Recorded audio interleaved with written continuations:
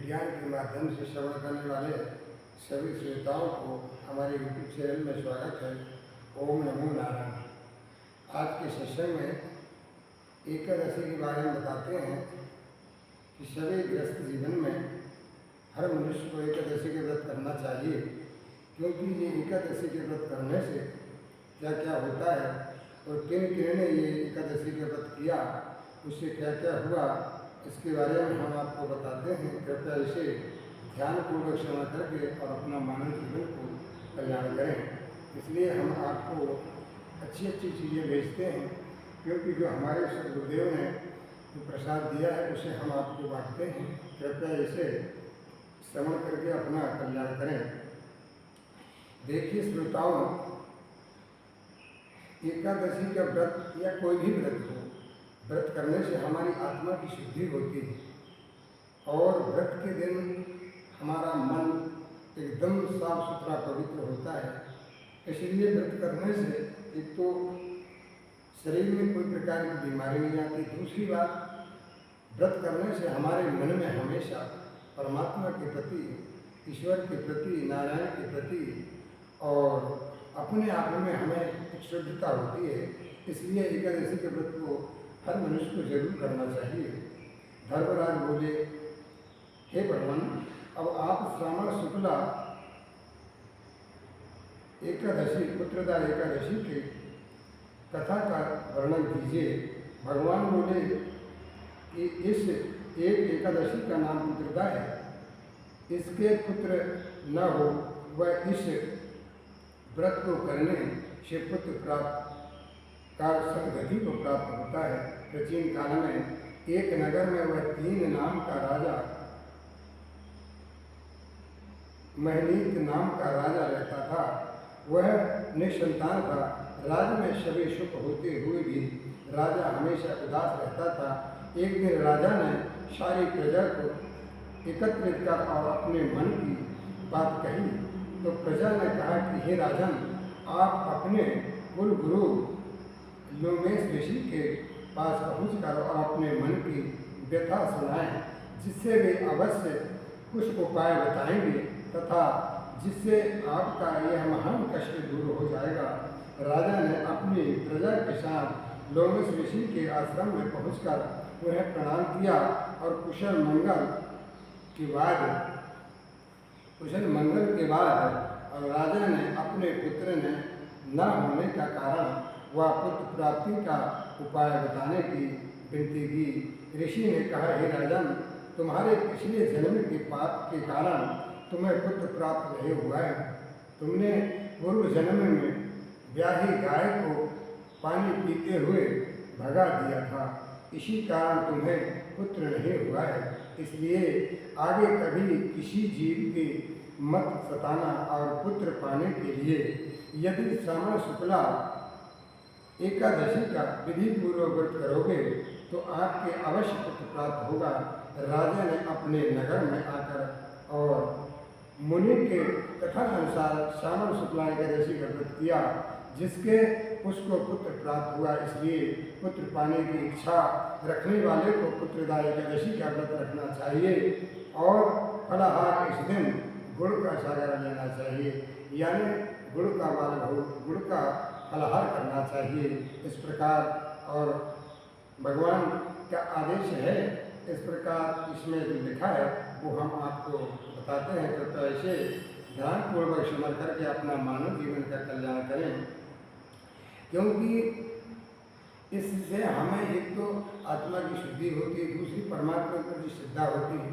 भाई मानव का ही सब कुछ धर्म है, देवताओं की पूजन करना, भगवान का भजन करना, गृहस्थ जीवन में अच्छे शुद्धता पवित्रता से रहना, क्योंकि हमारी माताएं और ज़्यादा करके ही व्रत कर सकती हैं, क्योंकि घर के शब्द काम धंधा से निर्गत होकर और भगवान नाम स्मरण शाम को और सुबह ब्रह्म मुहूर्त में उठकर जब कभी भी टाइम मिले इस व्रत के दिन ज़्यादा और भगवान नाम स्मरण करना चाहिए।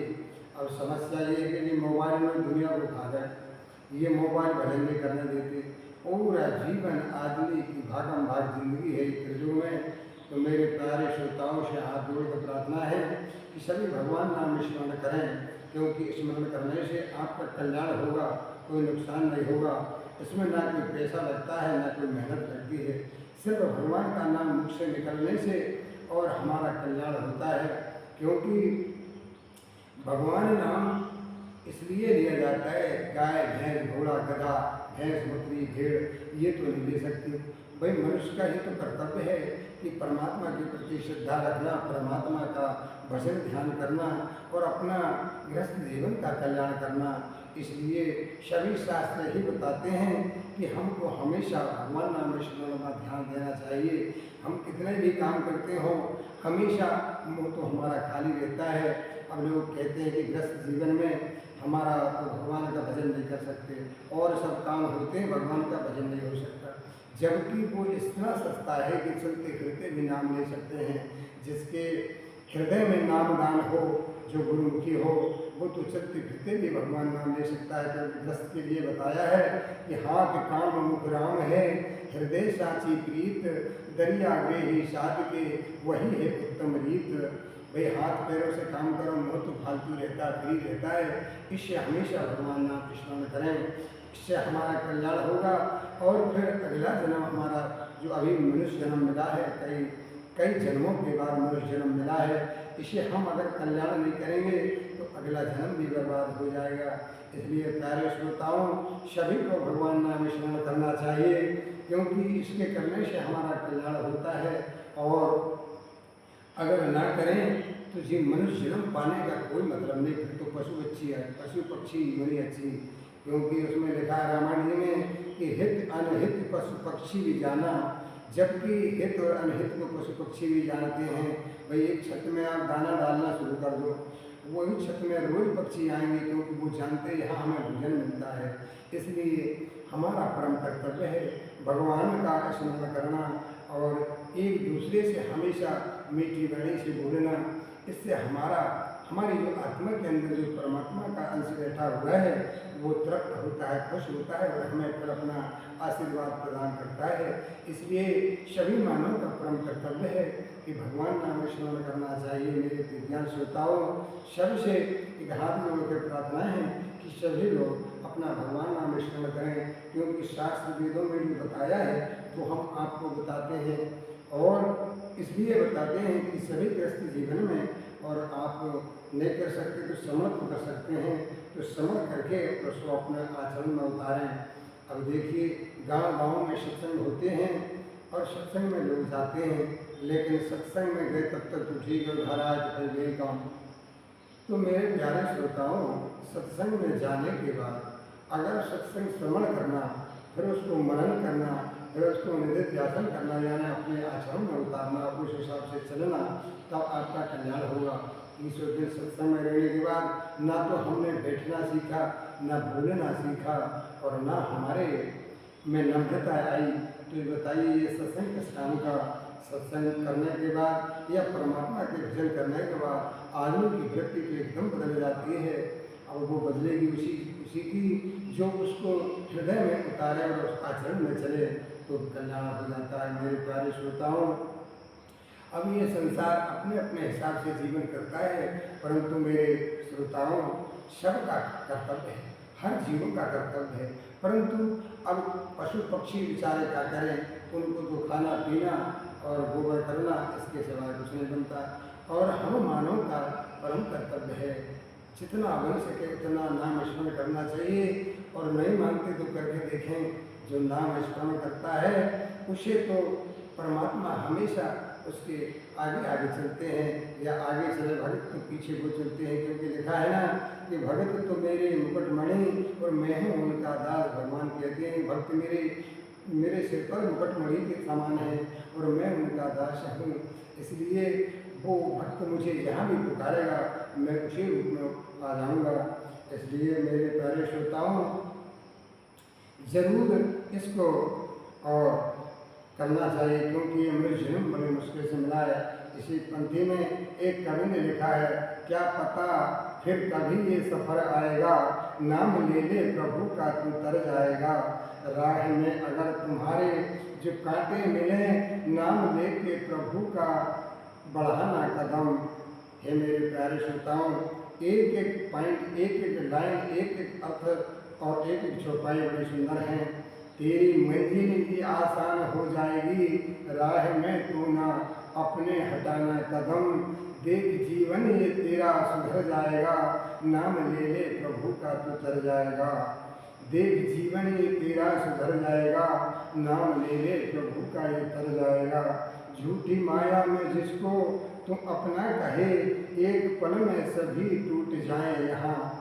भाई ये झूठी माया है संसार, इसको तो किसका कब क्या हो जाए इसका कोई भरोसा नहीं है। इसलिए एक कवि ने बड़ा सुंदर लिखा है, एक पल में सभी छूट जाएं यहाँ। पाप और पुण्य जीवन में जो तू करे, साथ तेरे वही एक जाए वहाँ। यानी कहने का तात्पर्य ये है, जो हम शुभ अशुभ कर्म करेंगे वही हमारे साथ में जाएगा। खेती बाड़ी, धन दौलत, मकान दुकान, कुटुंब परिवार, ये कोई किसी का साथ नहीं देता। इसलिए हमारा निज कर्म हमें साथ देता है। क्योंकि रामायण जी में लिखा है, कोई न काहुक दुख सुख कर दाता, निज कृत कर्म भोग सुन भ्राता। हम जैसा कर्म करेंगे वैसा हमको फल मिलेगा। और ये तो कर्मयोग है प्यारे, सारी लेखा जोखा इसी जन्म में भोगना पड़ता है। अंत समय में हमको परमात्मा ही काम आता है। और अगर भगवान का नाम लेते जीवन निकल जाए तो हमें कितना अच्छा है। और परमात्मा भी हमेशा हमारी रक्षा करते हैं। साथ तेरे वही जाएगा वहाँ, झूठ सपना ही तेरा बिखर जाएगा, नाम ले ले प्रभु का तू कर जाएगा। इस प्रकार कितनी सुंदर बातें हैं। और तेरे जीवन की घड़ियाँ ये अनमोल हैं। यानी ये जीवन जो है बड़ा अनमोल है प्यारे। ये जीवन की घड़ियाँ अनमोल हैं, झूठे विषयों में पढ़कर गंवाना न तू। यानी मतलब ये है कि झूठे विषयों में और हम अपना पूरा जीवन निकाल देते हैं। इसलिए प्यारे भगवान नाम स्मरण जितना समय मिल सके, 5 मिनट 10 मिनट, ज़्यादा से ज़्यादा आधा घंटा 1 घंटा, जितना समय मिले भगवान स्मरण करना चाहिए। संत जन कहें सत्य की राह चल, पथ अहिंसा का मर्म उनसे भुलाना न तू। एक दिन तो प्रभु की डगर पाएगा, नाम ले ले प्रभु का तू तर जाएगा। इस प्रकार किस प्रकार से और भगवान ने जो कहा है उस हमारे बड़े बड़े ऋषि मुनियों ने लिखा है।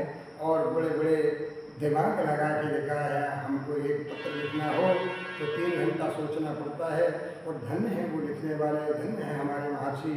जैसे कि गृहस्थ ने बताया है कि पत्नी कैसी होना चाहिए, लिखा है दुर्गा सप्तशती में कि पत्नी मनोरमा देही मनोवितार शारणी, तारणी दुर्गा संसार सागर से कुलोद्भवाम। यानी पत्नी कैसी हो, बिल्कुल मनोरमा देही मनोवितार शारणी, तारणी दुर्गा संसार सागर से कुलोद्भवाम। यानी पत्नी ऐसी हो कि मनोरमा देही, मन अच्छा हो, मन पवित्र हो, बोलचाल अच्छा हो, तब हमारा कल्याण होता है और उनका भी कल्याण होता है। और दुर्गा संसार सागर से भगवान, जिस संसार सागर से तारने वाली होती हैं, जो पत्नियां बड़े मन प्रसन्न से हमेशा रहती हैं, हमेशा सुख सुविधा से रहती हैं, हमेशा अपने विचार शुद्ध रखती हैं, एक दूसरे के प्रति मीठी वाणी बोलते हैं, उनको कहते हैं संसार सागर से तार देते हैं। भाई जैसे किसी की बहू बेटी और ब्याह के और जो ससुराल जाते हैं तो उनका क्या कर्तव्य है, सास ससुर की सेवा करना। क्योंकि आपका अधिकार आपके माता पिता का जब से खत्म हो जाता है, जिस दिन से आपकी शादी हुई, भामर फेरा पड़े, उसी दिन से उनका अधिकार खत्म हो जाता है जन्म लेने का। तो वो छोड़ देते हैं। और आपको अपने धर्म के माता पिता हैं, इनकी कितने भी कटु वचन बोलें, कितने भी दुर्गति करें, कितने ही आपको परेशान हो, लेकिन हमारा अपना कर्तव्य से नहीं चूकना चाहिए। क्योंकि हमारा जो परम कर्तव्य है इसी से ही सार है। इसलिए और दूसरा और लिखा है कवि ने कि किसी के काम जो आए उसे इंसान कहते हैं और पराया दर्द अपनाए उसे इंसान कहते हैं। भाई हमेशा अगर जितना हमको बन सके हम सामर्थ्य हैं तो किसी को धन से सेवा करो, किसी को तन से सेवा करो, किसी की मन से सेवा करो, ये गृहस्थ जीवन का परम धर्म है। और कभी धनवान हो कितना, कभी इंसान हो निर्धन, कभी सुख हो कभी दुख हो, इसी का नाम जीवन है। भाई दुख सुख तो हमारे कर्मों से मिलता है, इसमें किसी का दोष नहीं है, न माता पिता का दोष है न भगवान का दोष है। और जो मुश्किल में न घबराए उसे इंसान कहते हैं। हम पर कितना भी मुश्किल आ जाए प्यारे श्रोताओं, लेकिन हमें घबराना नहीं चाहिए, हमें तो खुश होना चाहिए कि देखो परम पिता परमात्मा हमारी कैसी परीक्षा ले रहा है। और वास्तविक में सोचा जाए तो वह परीक्षा की घड़ी होती है, जो हम पर परेशानियाँ आती हैं, जो संकट आते हैं, इनको सब झेल के अगर हम पार कर जाते हैं तो हमारा अगला कल्याण होता है। इसलिए कहा है यह दुनिया एक उलझन है, कहीं धोखा कहीं ठोकर। ये दुनिया में बड़ी उलझन है मेरे प्यारे श्रोताओं। और कोई जीता है हंस हंस कर, कोई जीता है रो रो कर, और जो गिर कर फिर संभल जाए उसे इंसान कहते हैं। अगर गलती रुलाती है तो राह भी दिखाती है, बसर गलती का पुतला है ये अक्सर हो ही जाती है। इसलिए सब बात सोच समझ के अपना मानव जीवन को करना चाहिए। और बसर गलती का पुतला है ये अक्सर हो ही जाती है, और जो गलती करके पछताए उसे इंसान कहते हैं। मेरे प्यारे श्रोताओं, हमेशा गलती तो इंसान से होती है, लेकिन गलती करने के बाद और प्रायश्चित कर लेना चाहिए। प्रायश्चित का मतलब क्या होता है कि हमने जो गलती किया वो परम पिता परमात्मा के पास जाकर के और कहेंगे भगवान अब मैंने जो गलती किया अब से दोबारा नहीं करूँगा, तो यानी वो प्रायश्चित कहलाता है। और फिर उसको नियम से आप बदल दो, यानी कि दोबारा गलती ना करो, तब आपकी क्षमा होगी। वैसे नहीं रोज गलती पे गलती करते जाओ और सुबह भगवान के पास जाकर ढूंढ दे आओ, ऐसे से क्षमा नहीं होता है। और अकेले में जो खा खा कर सदा गुजारन करते हैं, ऐसे भी मानव है किसी से कोई मतलब नहीं, खा पी के मौज मस्ती करना अपना और खा पिए सो गए। और जो बंदा बांट कर खाए उसे इंसान कहते हैं। यानी कहने का तात्पर्य हमेशा यही याद रखना चाहिए कि हमारे घर से एक रोटी और किसी कुत्ता को दे दी जाए, या कोई भिखारी आ जाए उसको दे दी जाए, क्या भूखी को भोजन दे दिया जाए, यह गृहस्थ का परम कर्तव्य है। इसके बाद कहा है कि जो बंदा बांट कर खाए उसे इंसान कहते हैं। बताइए एक रोटी में आपका क्या फर्क पड़ता है। गृहस्थ का नियम है कि पहली रोटी तो गाय की होती है, दूसरी रोटी कुत्ते की होती है, इसलिए फिर अपने को भोजन पाना चाहिए और भगवान नाम स्मरण करके ही भोजन पाना चाहिए। इससे अन्न का दोष जो हमें नहीं लगता है, क्योंकि लिखा है ओम ब्रह्म अर्पणम ब्रह्म हवि ब्रह्म आगमो ब्रह्मणाहुतम ब्रह्म हवि तेन गंतव्यम ब्रह्म कर्म समाधनः। और दूसरा है कि ब्रह्म घोष विष्णु भोक्त देव जनार्दन अनन्य दो जनार्दन पाप न लिप्ते जनार्दन पाप से न लिप्त हो। इसलिए मंत्र बोल करके भोजन करना चाहिए। और मेरे प्यारे श्रोताओं, इसी के साथ हम अपनी वाणी को विराम देते हैं। हमारा तो आपको उपदेश देने का काम है, अब मानना नहीं मानना आपका काम है। मेरे श्रोताओं, हमारे पास तो समय का अभाव है। ओम नमो नारायण तस्सत्, हरि ओम नमो नारायण तस्सत्।